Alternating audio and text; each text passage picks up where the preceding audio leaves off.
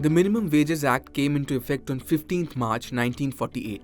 It gave statutory status to minimum wage that a worker is entitled for a day's work. Since labour is a concurrent subject, states too are free to decide the wage, which should be higher than the floor fixed by the central government. Currently, the minimum wage in India is 178 rupees a day, but as the name suggests, it is the minimum wage guaranteed by the law.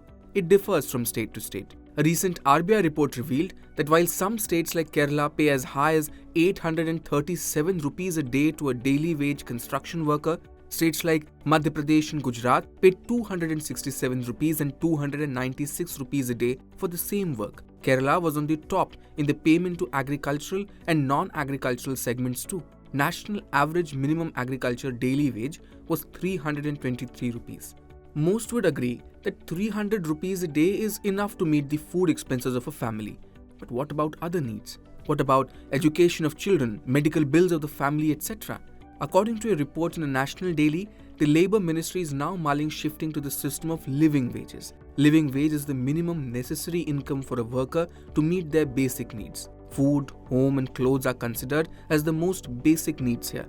Ideally, a living wage allows an individual to meet their basic needs solely from their employment without relying on government subsidies. The cost for the needs varies from place to place and the gravity of needs can change considering the time and context. In most cases, the living wage and minimum wage will have a difference of 10 to 25% based on the cost of living of a particular place. The living wage is sensitive to an individual's quality of life. It prioritizes the person and their need above the employer and their profit. It is claimed that adopting living wages against minimum wage will have profound psychological impact and workers will perform better in a living wage system. Also, minimum wage can push more people into poverty as a consequence of being unemployed. Living wage also takes care of leisure. The supporters of the living wage argue that living wage promotes social sustainability and unity.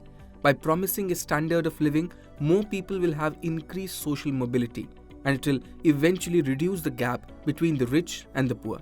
For shifting from minimum wage to living wage, the state has to be sensitive about the socio-economic nuances of each part of the country to reach a suitable living wage. If implemented, the living wage may pose a few challenges too. It will put a burden on the government exchequer. Private companies too will have to shell out more money and they may resort to job cuts. If you like this video, share it and subscribe to Business Standard. For more news, views and insights, log on to www.business-standard.com. Do also follow us on YouTube, Twitter, Facebook, Instagram, Telegram and LinkedIn.